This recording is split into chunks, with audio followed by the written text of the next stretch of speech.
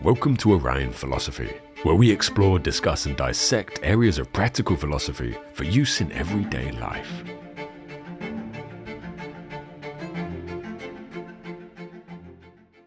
In a world in which everyone is scratching and fighting fruitlessly to control as much as possible, what if true control isn't found in controlling the world around us at all, but in mastering our response to it? At the heart of Stoic philosophy, there is a concept that can change how you navigate every aspect of your life. This is the dichotomy of control, and it is one of the cornerstones of Stoicism, a lesson found multiple times in the teachings of Epictetus, one of the great Stoic philosophers who lived nearly 2,000 years ago. As a former slave, Epictetus knew firsthand the limits of human control.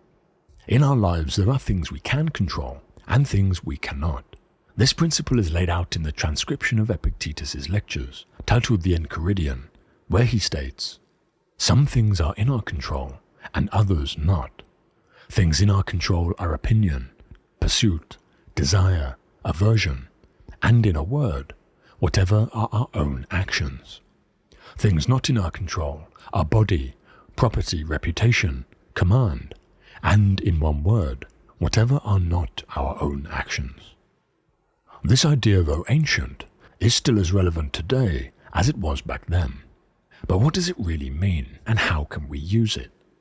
The Stoics argue that the key to a virtuous and peaceful life lies in understanding this distinction and aligning our focus accordingly. To illustrate this, we can imagine our life as a ship sailing across a vast ocean. The weather, the waves, and the wind, these things are outside our control.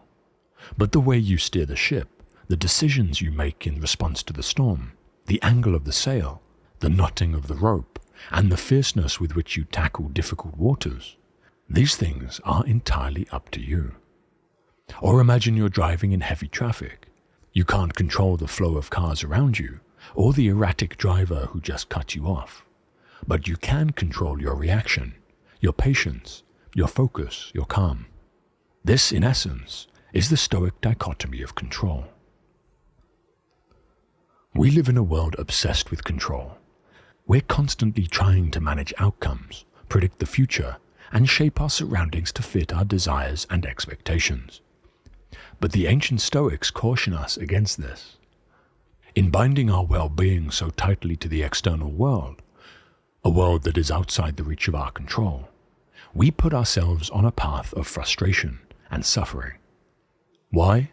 Because so much of what we experience daily is beyond our control, and because in binding our well-being to these things, our well-being is therefore entirely dependent on chance and circumstance. We can see this in so many different areas of life. No matter how carefully we plan, the unexpected will always find its way through the cracks. The weather turns bad, flights get delayed, relationships change, markets fluctuate, and sometimes, despite our best efforts, we fall short of our goals. We can use common examples to illustrate this. You're at work and you receive some criticism from your boss. Your first instinct might be to get defensive or upset. You might spend hours or even days dwelling on it, replaying the scenario in your head, trying to think of ways you could have changed their opinion. But in reality, you can't control what others think or say about you. Their thoughts and actions are completely their own, shaped by their own perceptions, biases, and experiences. What you can control, however, is how you choose to react. You can decide whether to let their words ruin your day, or you can view the criticism as feedback, taking what's useful and discarding the rest. The Stoics remind us that the opinions and actions of other people are part of the uncontrollable. We cannot dictate them, but we can control our responses to them. This principle applies to so many different aspects of our lives. You can't control traffic, but you can control whether or not you let it stress you out. You can't control the economy, but you can control your financial habits. You can't control aging or illness, but you can control how you take care of your body and your mind. This understanding and accepting of the limits of our control is not about surrender, as is sometimes a criticism of Stoicism. It's about directing your energy where it can actually make a difference, and not wasting it where it can't. This all can dramatically lessen the extent to which the outside world affects our well-being. Epictetus once said, "When I see someone in anxiety, I say to myself, what can it be that this fellow wants? For if he did not want something that was outside of his control, how could he still remain in anxiety?" So with this dichotomy in mind, where does this leave us? It brings us back to where our power lies, within ourselves. Part of the Stoic practice is to focus intensely on our own actions, thoughts, and decisions, while accepting anything external. Again, this acceptance is not about passivity or resignation. Really, it's about empowerment.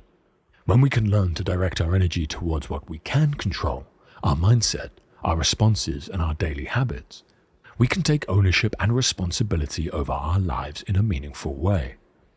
So once we understand what lies beyond our control, we can really begin to focus on what is within our control. It gives us agency over our lives, even in situations that seem chaotic or overwhelming. You can imagine you're facing a stressful situation at work. Maybe a critical deadline is approaching, or you're juggling multiple projects. You can't control the workload or the expectations placed on you, but you can control how you approach the situation. You can choose to break the work into manageable parts, prioritize tasks, delegate, or even set some time with your boss to reallocate resources. Another example is how you start your day.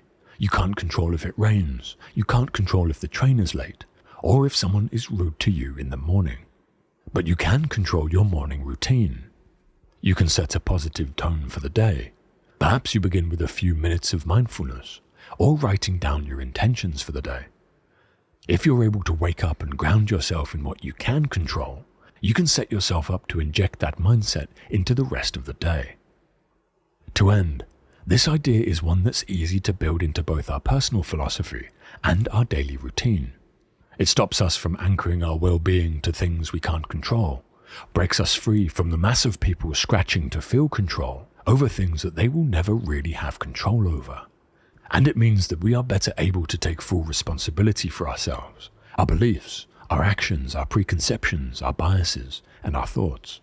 As a result, our stress decreases, our well-being becomes more resilient, we become more responsible, and our confidence even grows as we begin to recognize the power we have over ourselves, protected from being something that other people can control. If you found the video helpful, please feel free to like and subscribe, and hit the notification bell for more content like this. Thank you for watching, and I'll see you in the next one.